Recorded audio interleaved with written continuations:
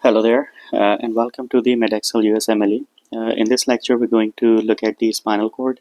It is going to be a three-part series, and in this part number one, we are going to look at the growth structure, the cross-sectional anatomy, the spinal meninges, spinal segments, blood supply, and dermatomes of the spinal cord.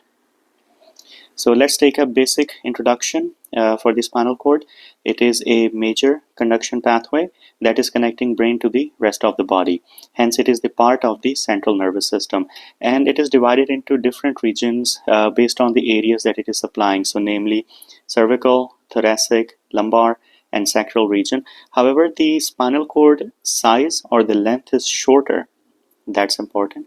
It is shorter than the vertebral column. So therefore, the spinal cord region does not align with their corresponding vertebral levels. We're going to look at in details in the upcoming slides.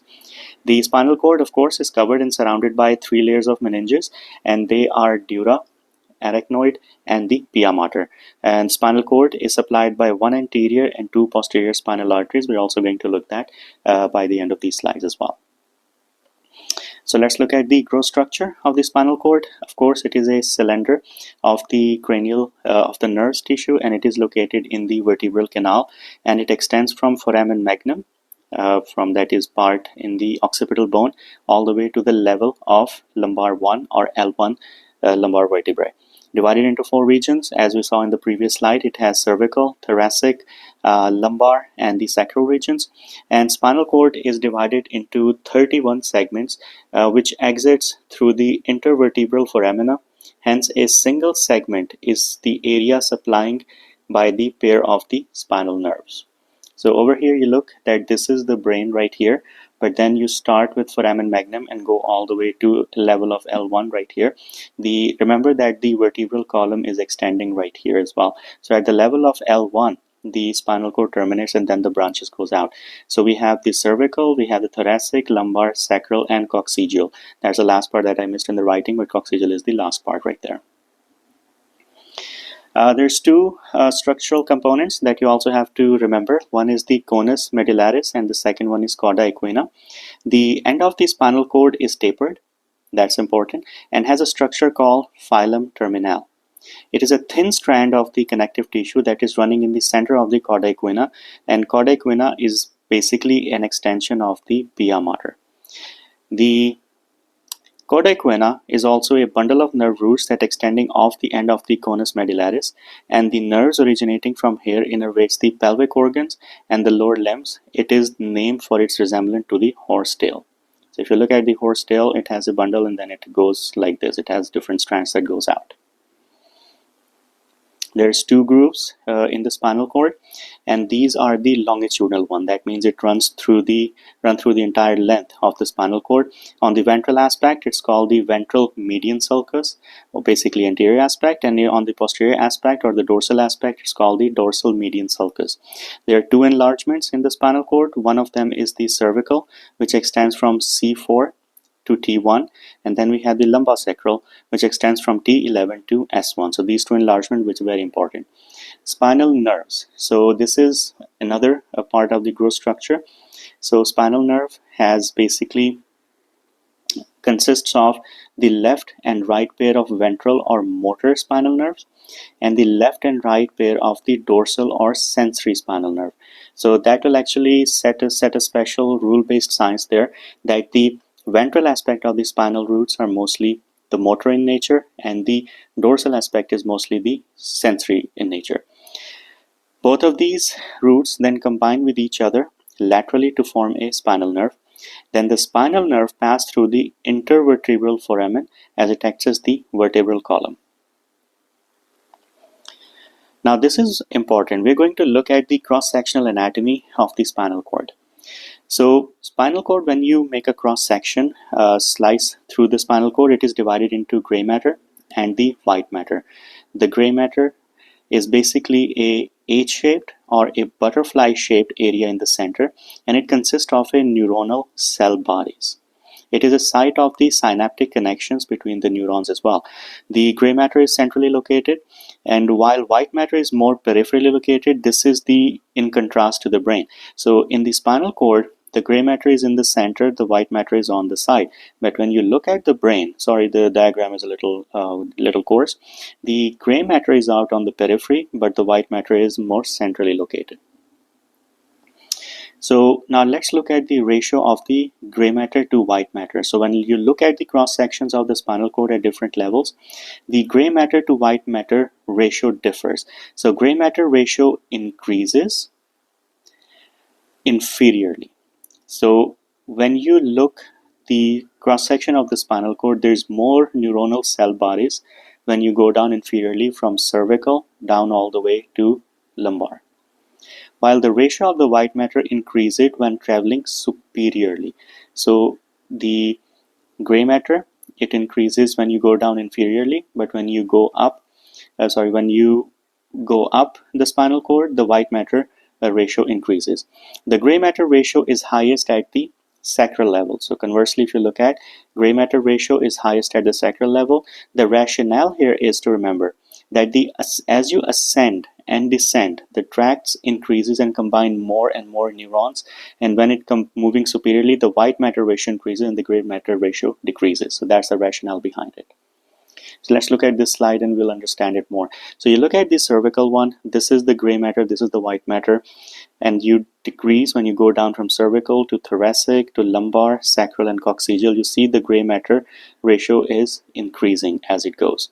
That's another histological sample right there. You see the cervical one right there, it's going down, and as you increase, so this is the cervical one. So when you go down, this is the least gray matter that you see, but when it goes down, you'll see the gray matter basically increasing when you go down through the spinal cord length. So now let's discuss further different horns that are associated with the gray matter. We have a dorsal horn or posterior horn. This gives rise to the dorsal root at the dorsolateral surface of the cord, and it consists of the sensory neurons, hence this portion is associated with reflexes. We have the ventral horn, which is present anteriorly, and this gives rise to the ventral roots at the ventrolateral surface of the cord. So it consists of motor neuron.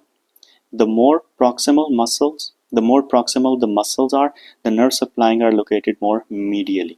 So if you look at the spinal cord like this, I'm just making a raw diagram here, and you have a gray matter that goes like this.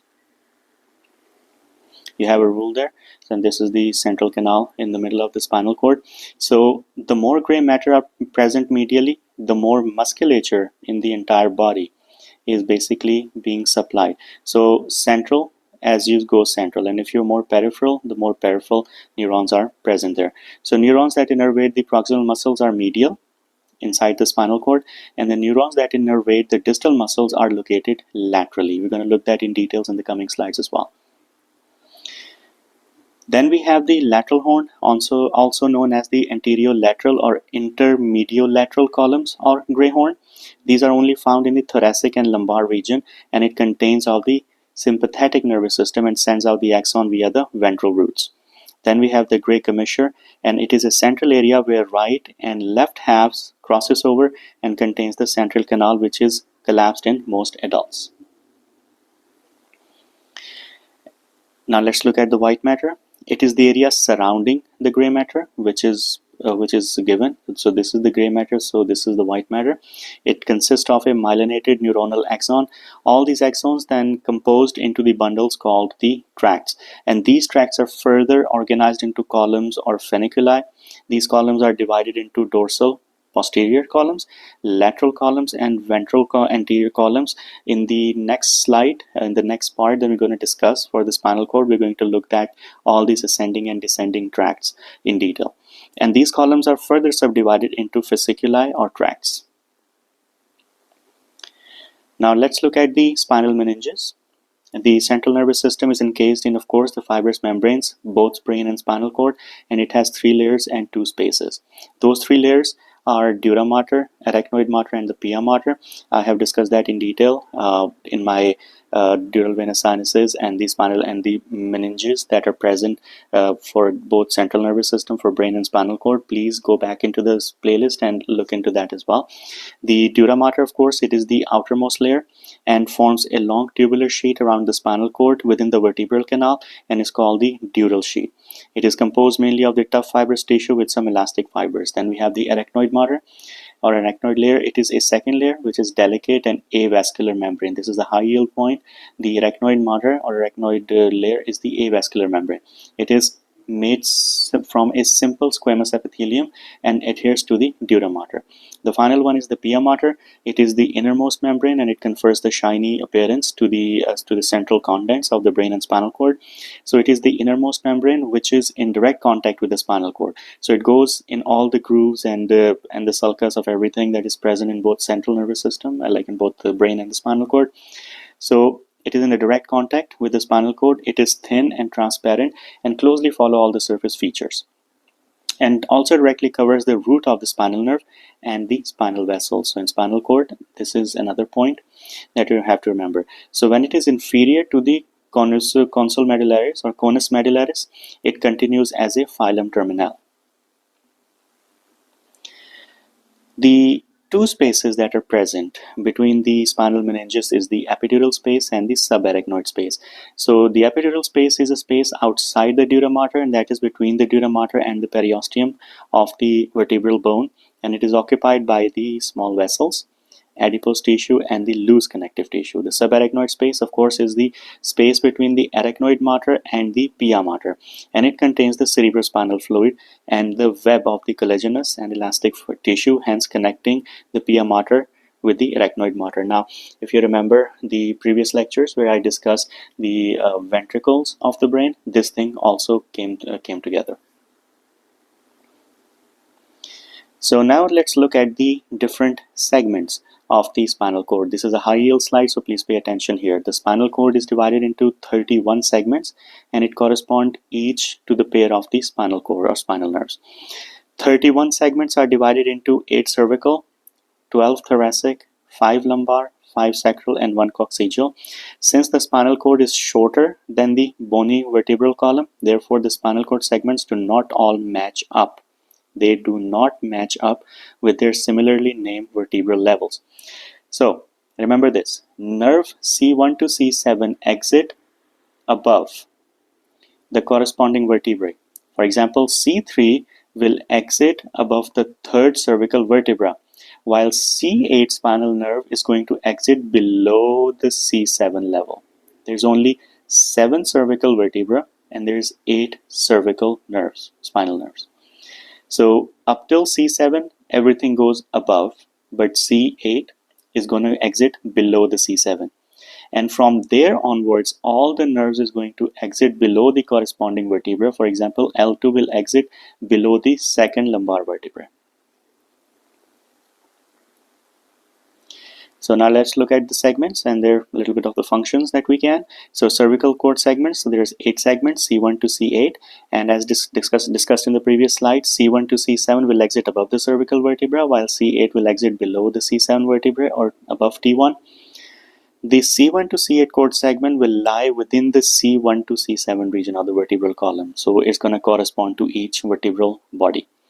It innervates the diaphragm from C3 to C5. C3 to C5 innervates the diaphragm, and this is important because some of the questions actually relate to this thing. The penetrating neck injury or something happened and they're going to have to do the surgery.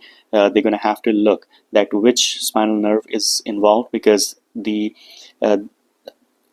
touching of that nerve can also cause some breathing problems in the patient in the upcoming run. So they have to be very careful when doing the surgery, especially on this segment. And then we have the upper limb sensory and motor structures that are supplied by the cervical cord segments. Then we have the thoracic cord segment. So there's like 12 segments, T1 to T11. Thoracic cord segment give rise to nerve that exit below. So everything after C8 will exit below their corresponding vertebra. So these segments are T1 to T12, lie within the T1 to T8 region of the vertebral column, and they will innervate the intercostal muscles, thoracic and abdominal wall muscles and dermatomes, sympathetic innervation of the thoracic, abdominal, and pelvic viscera. Important. Now let's look at the lumbar segments. So there are 5 lumbar segments, namely L1 to L5, and they will lie within the T9 to T11 region of the vertebral column. We have the sacral segments. They are namely from S1 to S5, and there are 5 segments, and they will all lie within T12 to L1 region of the vertebral column. And finally, we have the coccygeal segment. It arises from the conus medullaris and lies within the L1 region of the vertebral column. All these segments innervate the lower limb, sensory, and motor structures. So starting from lumbar all the way down to the coccygeal segments, they are innervating the lower limb, sensory, and motor structures. Now the next slide is going to be basically the blood supply of the spinal cord. Spinal cord is supplied by the vessels which have both vertical and horizontal orientation. That is important because all these arteries are going to have a high vasculature of this structure. It is very important to sustain it. It is supplied by 3 longitudinal arteries and then reinforced by the segmental arteries, which are segmental medullary and the radicular artery. So basically they're going to be reinforced from all sides. Longitudinal arteries will include 1 anterior and 2 posterior arteries. The spinal arteries arise from the vertebral arteries and travel down. So if you look here, this is the basilar artery. You have the posterior inferior cerebellar artery right there, and then from there we have the origination of the anterior spinal artery. And then we have 2 posterior arteries that we're also looking at. So both of these are originating from here, there, and supplying. But now you see that all the reinforcing arteries are coming from the sides, these arteries, and you can look at that. So you have the ascending cervical artery coming here, you have the intercostal artery at T5 level, we have the lumbar artery from this L5, and then we have the Adamkiewicz artery right there at L2 level that it enters. We have 1 artery entering from T10 level, T3 level, and these are on the anterior aspect. And the posterior aspect, you have the ascending cervical artery at the level of C5. We have different arteries going on the level of T9, T7, and they are reinforcing from either side. So if there is a problem somewhere here, you have the blood supply, although diminished, from the reinforcing artery, so at least the blood supply is not cut off to the spinal cord.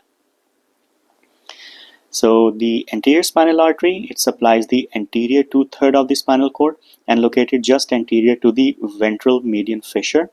And it gives rise to the sulcal arteries, which branches off and enter the spinal cord through the fissure. So you look at this diagram right here. This is the anterior aspect, this is the posterior aspect. It supplies the anterior 2/3, so 2/3. And you look at this spinal artery over here. This is going to be the central part of the spinal cord, peripheral part of the spinal cord, and then it goes around like this, and it will supply all this area by the anterior spinal artery. Then we have the posterior spinal artery. So posterior spinal artery is the paired vessel which supplied both. So if you look at again, this is the posterior, this is the anterior. So you're looking from top. So this is the right side, this is the left side. So you look at one posterior artery, spinal artery right there, another one should be right there. So they are located at the 11 o'clock or 1 o'clock position and 1 o'clock position when viewed from the cross section, and each one supplies half of the posterior and 1/3 of the spinal cord. So if you look this as a clock, this is 12, this is 6, this is 3, and this is 9. So 1 o'clock position and 11 o'clock position, that's where the posterior spinal arteries are going to be present. Then we have the segmental arteries and the segmental medullary and the radicular arteries.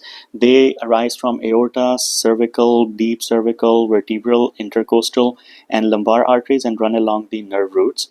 And they join the anterior and posterior spinal arteries, hence providing the collateral blood supply, especially to the lower regions of the cord, where much more blood supply is needed because it is supplying the lower limbs. Now this is a high yield topic right there. We have a great ventral radicular artery or Adamkiewicz artery. And then we have another high yield point on the anterior spinal artery occlusion. So let's start with the Adamkiewicz artery. So it is a most common or consistent radicular artery, and when present it will enter the spinal cord at around the level of T5 to T11 or usually T9 to T12 level and will supply the anterior spinal artery. There's a surgical importance to it. So for example, a patient is undergoing an aortic aneurysm repair. So if the abdominal aorta is clamped proximal to the source of this artery, so That is important because it will diminish the blood flow to the spinal cord, hence causing the damage or injury to the distal part of the spinal cord. So this is the spinal cord right there, and this artery is entering from this point, and if you clamp the spinal cord here or here somewhere, it will not the spinal cord, sorry. If you clamp the aorta right there proximal to this artery, which is providing the spinal cord, at this level there will be diminished blood flow, so you're increasing the injury to the spinal cord. So the surgeon has to locate this artery and be careful about it. Then we have the anterior spinal artery occlusion. It is a most common form of infarction that is inflicted upon the spinal cord. Dorsal columns are not involved because the dorsal column is not supplied by the anterior spinal artery. So there is a preservation of fine touch and vibration and proprioception. So when occluded, there will be a loss of function of the spinothalamic and corticospinal tract, which is bilateral. So there will be a loss of pain, temperature below the level of the lesion, and loss of motor function below the level of the lesion and below the level of the lesion. So we will understand it better when we look into the spinal cord tract. So if there is a problem, this is the spinal cord. This 2/3 is basically being supplied by the anterior spinal artery. So there will be problem with the spinothalamic and the corticospinal. So spinothalamic is the sensory tract and corticospinal is the motor tract. So both of them will be damaged because of the occlusion in the anterior spinal artery. The venous drainage of the spinal cord is drained by the spinal veins. So there's 3 anterior and 3 posterior veins which runs longitudinally along the spinal cord. They have a multiple communications between one another and have a similar distribution to the spinal arteries, and they will join the internal vertebral epidural venous plexus and the epidural space. Now let's look at another topic, and this is important. This is going to be the dermatomes. So what is a dermatome? Dermatome is a sensory region of the skin which is innervated by the single spinal nerve. So they are named according to the innervation from the spinal nerve. For example, C5 dermatome, which means C5 nerve is supplying that skin region. So keep in mind there will be some overlapping of some adjacent dermatomes. So when there is a lesion of a single nerve root, it will cause a decrease but not a complete loss of sensation in a given dermatome. So for example, if this area is supplied by both C5 and C6, so if the C5 is problematic, then you have it diminished because C6 is also supplying, but C6 is fine. So you will have it diminished or decreased sensation in this area. And let's look at the dermatomes individually. So you have a cervical dermatomes, which is supplied by C2 to C3, neck C3 to C4, upper extremity C5 to C8. The thoracic dermatomes, we have inner arm supplied by T1, chest wall supplied by T1 to T7, abdomen T8 to T12, back T1 to T12, T4 area, nipple, T7 xiphoid, T10 umbilicus, and then we have the lumbar dermatomes. It supplies the anterior and medial lower extremities, L1 to hips and L4 to knees, and sacral dermatomes, genitalia and anal region, and then we have the posterior and lateral extremities. So this one is a high yield again. It's the spinal cord dermatomes that are mostly the questions come from. C2, posterior half of the skull. C3, remember, high turtleneck shirt. It supplies the diaphragm and the gallbladder pain, so which is referred to the right shoulder via phrenic nerve. So that is a good question to ask the patient about after the post gallbladder surgery about the shoulder pain. So sometime patient is going to say, hey, I'm having a right shoulder pain after that surgery. You know that the phrenic nerve is basically irritated. That's fine. That's a referred pain that the patient feels on the right shoulder. Also remember, C3, C4 and C5, they keep the diaphragm alive. So that is good to remember when there is a neck injury and decision of surgery is to be made, especially on the neck. In my career, I have seen a patient with that penetrating neck injury, and we were not able to do any surgery on the patient, but this is very important. Then we have a C4, remember it with the low collar shirt. C6, that include thumbs, so thumb up sign on left hand looks like 6. That's how you can remember this. T4 supplies the nipple, hence T4 at the T4, that's a mnemonic. T7 at the xiphoid process, 7 letter in the xiphoid, so T7. T10 at the umbilicus or belly button, button, B-U-T-T-E-N, button. This is good to be This will be a good point of referral with the acute appendicitis pain. So T10 is involved. L1 at the inguinal ligament. L4 includes the kneecaps, and basically S2, S3, and S4, that is the sensation of the penile and anal zone.